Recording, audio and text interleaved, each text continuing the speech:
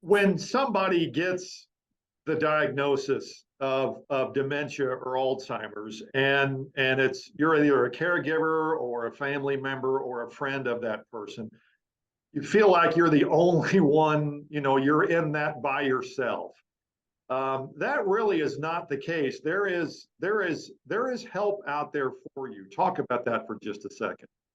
Well, you're exactly right. People do think that, and it's unfortunate because I'm not sure you could ask anyone if they or their family has been affected by dementia in some way, because it's just around us. That number is just growing and growing. So that is true. And the support group is very beneficial in that, because people can come together and find out their story really is pretty similar to someone else's story. So that's always a fun way of the experience. I think that's the best thing that comes from a support group, is that you do find out you're not alone. There are other people dealing with the same kinds of issues. What sort of things are discussed or brought up or talked about in these meetings?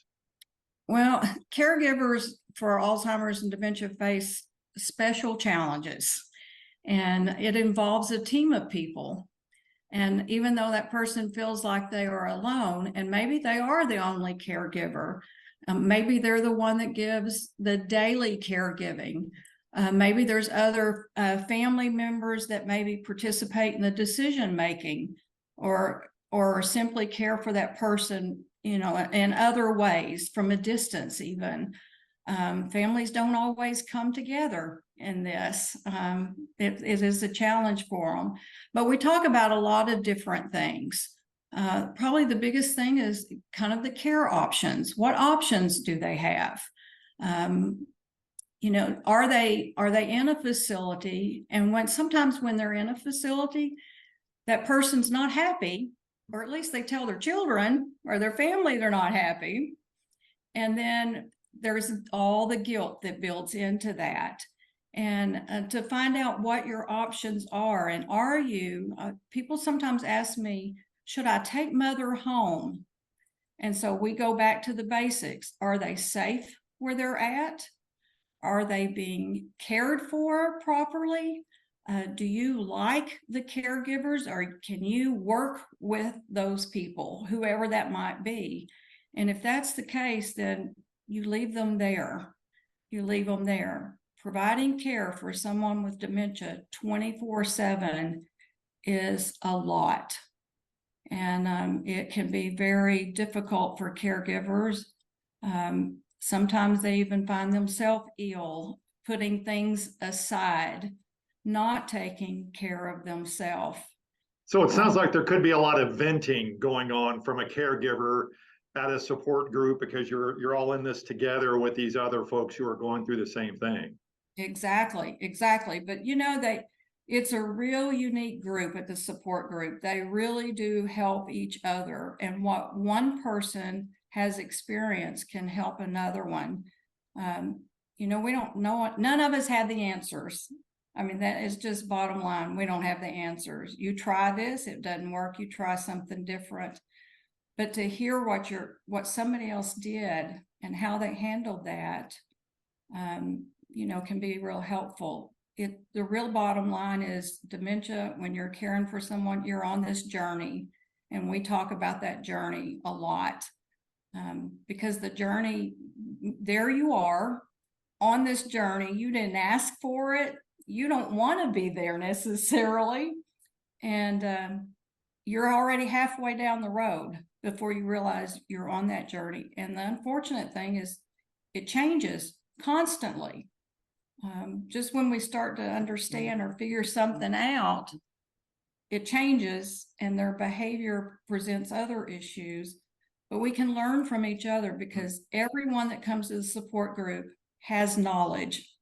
They've had experiences, and they can share that with others and get feedback on, I tried that didn't work for me either, and this is what we did. This is how we got by with that.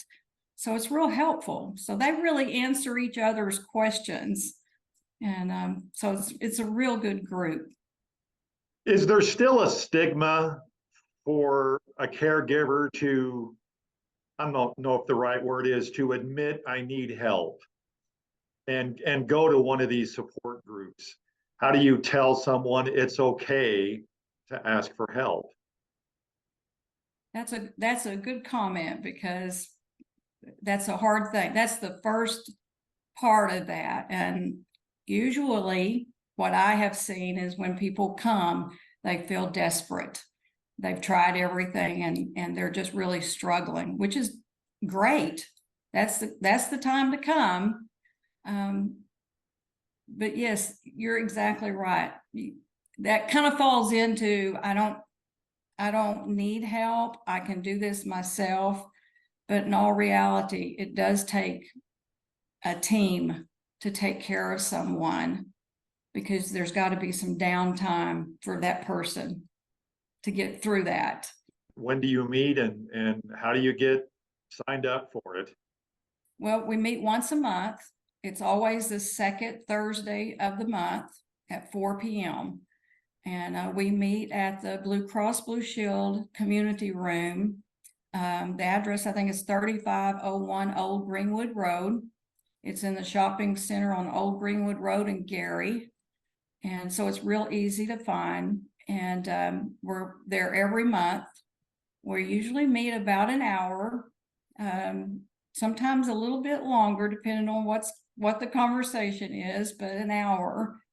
And they're welcome to call me. I'm more than happy to help anyone. That is really my goal. I retired in May, and I've decided myself that I want to do the fun things, but I want the things to be valuable, what I am doing, where I'm spending my time. And I love this, not the disease, but I love the ability to help people. I've worked with dementia for years as a nurse, and it's very hard for families. And doctors can't always answer all those questions. You have to get the support from others, maybe. They're part of that team, but those conversations, those challenges that we face, it's better to come together with people that are in that same situation. All right, Louise, thank you so much. I hope you get a lot of folks more aware of your support groups. And man, thank you for all you all do to help out those caregivers. Well, thank you. That's my hope too, is just to get that information out there for someone.